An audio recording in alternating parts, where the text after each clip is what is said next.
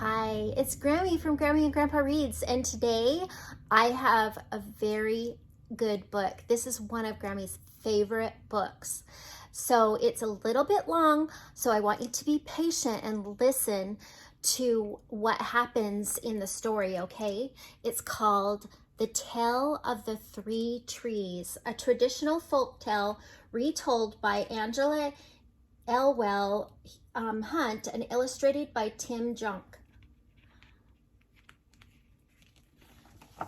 I hope you like it as much as I do.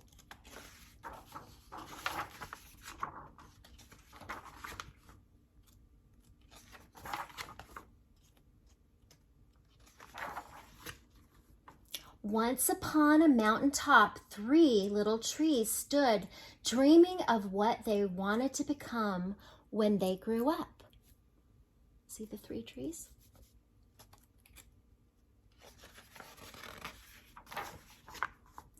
The first little tree looked up into the stars, twinkling like diamonds above him. I want to hold treasure, he said. I want to be covered with gold and filled with precious stones. I will be the most beautiful treasure chest in the world. The second little tree looked out to the small stream trickling by on its way to the ocean. I want to be a strong sailing ship, he said. I want to travel the mighty waters and carry powerful kings. I will be the strongest ship in the world. The third little tree looked down into the valley below, where the busy men and busy women worked in busy town. I don't want to leave this mountaintop at all, he said. I want to grow so tall that when people stop to look at me, they will raise their eyes to heaven and think of God. I will be the tallest tree in the world. Years passed. The rains came and the sun shone and the little trees grew tall. One day, three woodcutters climbed the mountaintop.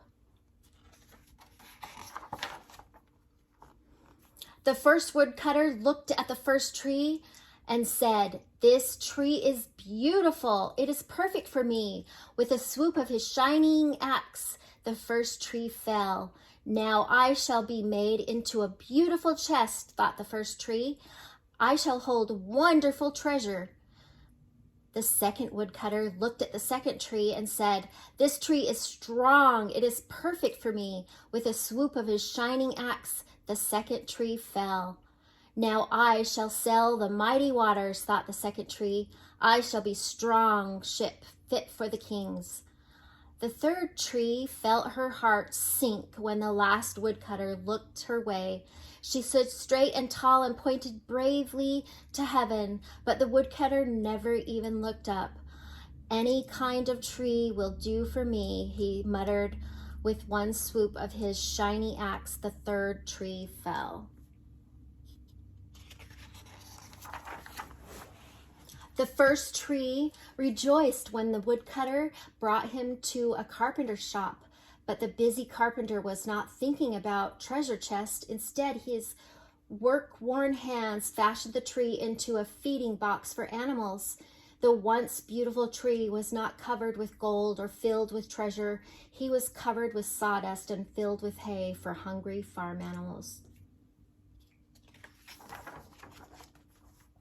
The second tree smiled when the woodcutter took him to the shipyard, but no mighty sailing ships were being made that day. Instead, the once strong tree was hammered and sawed into a simple fishing boat. Too small and too weak to sail the ocean or even a river, he was taken to a little lake. Every day he brought his loads of dead, smelly fish. The third tree was confused when the woodcutter cut him into strong beams and left her in the lumber yard. What happened? The once tall tree wondered. All I ever wanted to do on the mountaintop was point to God. Many, many days and nights passed. The three trees nearly forgot their dreams, but one night, golden starlight poured over the first tree as a young woman placed her newborn baby in the feed box. I wish I could make a cradle for him, her husband whispered. The mother squeezed his hand and smiled at the starlight shone on the smooth and sturdy wood. This manger is beautiful, she said, and suddenly the first tree knew he was holding the greatest treasure in the world. One evening, a tired traveler and his friends crowded into an old fishing boat. The traveler fell asleep on the second tree, quietly sailed into the lake. Soon a thundering, thrashing storm arose. The little tree shuddered. He knew he didn't have the strength to carry so many passengers safely through the wind and rain. The tired man awakened. He stood up, stretched out his hands, and said, "Peace."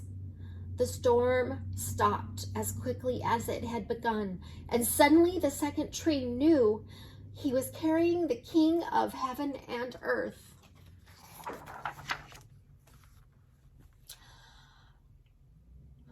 One Friday morning, the third tree was startled when her beams were yanked from the forgotten woodpile. She flinched as she carried through an angry, jeering crowd. She shuddered when the soldiers nailed a man's hands to her. She felt ugly and harsh and cruel. But Sunday morning, when the sun rose, the earth trembled, and the joy beneath her, the third tree knew that God's love had changed everything. It had made the first tree beautiful. It had made the second tree strong. And every time people thought of the third tree, they would think of God. That was better than being the tallest tree in the world. No, sorry, Grammy got a little emotional. But I really love this book because they all had their dreams come true. They just didn't realize it until later. And I hope that you will like this video and subscribe to our channel and have a Merry Christmas.